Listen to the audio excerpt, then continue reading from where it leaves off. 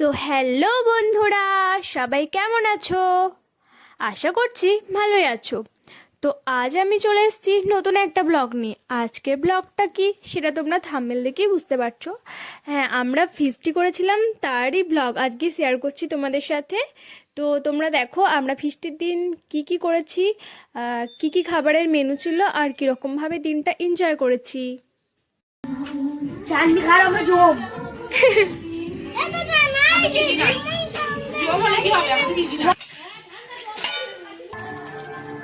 কাকা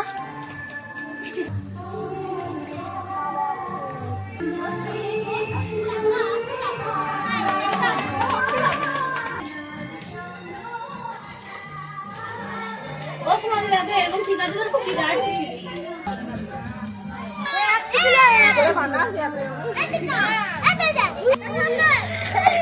বাড়ির মালিক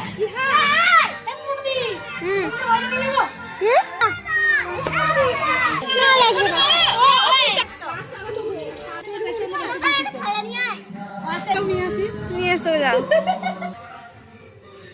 তো আমাদের এখন মুড়ি খাওয়া হয়ে গেছে আর আমরা এবার রাইসের জন্য তোড়জোড় শুরু করছি।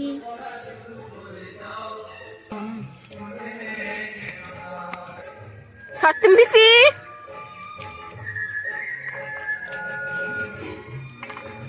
আমি এবার কাটবো, ঘ্যাস ঘ্যাস করে কাট। আবার একদিন করবো ডিম ফিস্টি।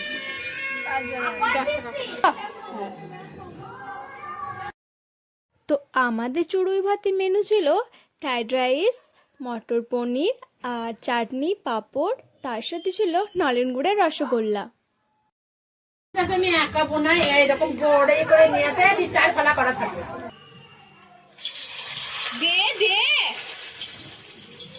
তো তোমরা দেখতেই পাচ্ছ পনিরটা ফ্রাই করা হয়ে গেছে। এখন বাকি সবজিগুলো একটু ফ্রাই করে দেখো। এখন বিনসটা ফ্রাই করে নিচ্ছি আর তারপরে গাজরগুলো দিয়ে দেব আর তারপর দেব মটরশুঁটিগুলো। এরপর কাজু আর কিশমিশটা একটু ভেজে নিচ্ছি।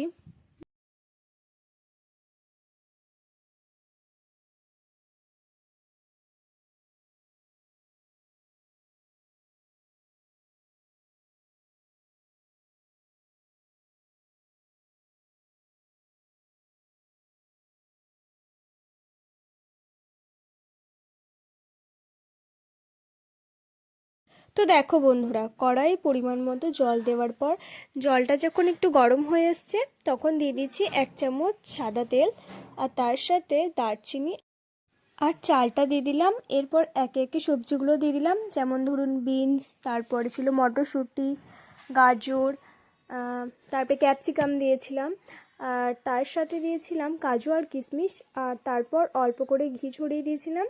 তো আমাদের ফ্রাইড রাইস রেডি হয়ে গেছে আর এখন আমরা মটর পনিরটা বানাচ্ছি। তো দেখো মশলাটা কষিয়ে নিয়েছি। এরপর আলু আর কাবজি ছোলাগুলো মশলার মধ্যে দিয়ে আর একটু কষিয়ে নিলাম আর তারপরে জল ঢেলে দিলাম। আর দেখো আলুগুলোকে একটু হাতায় করে গেলে দিচ্ছি যাতে তরকারিটা একটু গ্রেভি গ্রেভি হয়। তো দেখো এখন ফুটে গেছে আর এর ওপর পনিরগুলো আমরা ছড়িয়ে দিলাম। ফুটে গেছে আর বেশিক্ষণ লাগবে না, একটু ধনেপাতা ছড়িয়ে দিচ্ছি। তো আমাদের মটর পনির এখন রেডি হয়ে গেছে আর আমরা এখন পাঁপড় ভাজবো। তো তেলটা কড়াইয়ের মধ্যে দিয়ে দিয়েছি আর আমি আর দীপা দুজনে মিলে পাঁপড়টা ভেজে নিচ্ছি। ও পাঁপড়গুলো তুলছে আর আমি ছাড়ছি।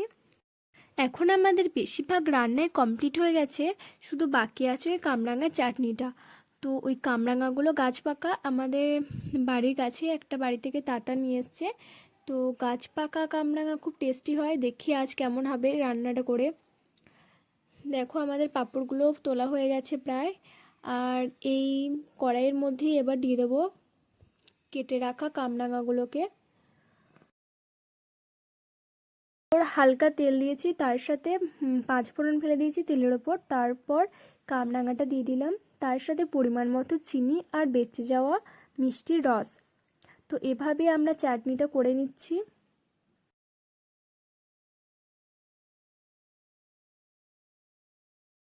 আজকে এই পুচকেগুলোর সাথে চড়ুই ভাতি করে সত্যি খুব মজা হয়েছে।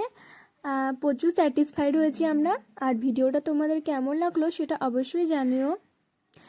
বাই, দেখা হচ্ছে পরের কোনো ভিডিওতে। ততক্ষণে সবাই ভালো থেকো, সুস্থ থেকো।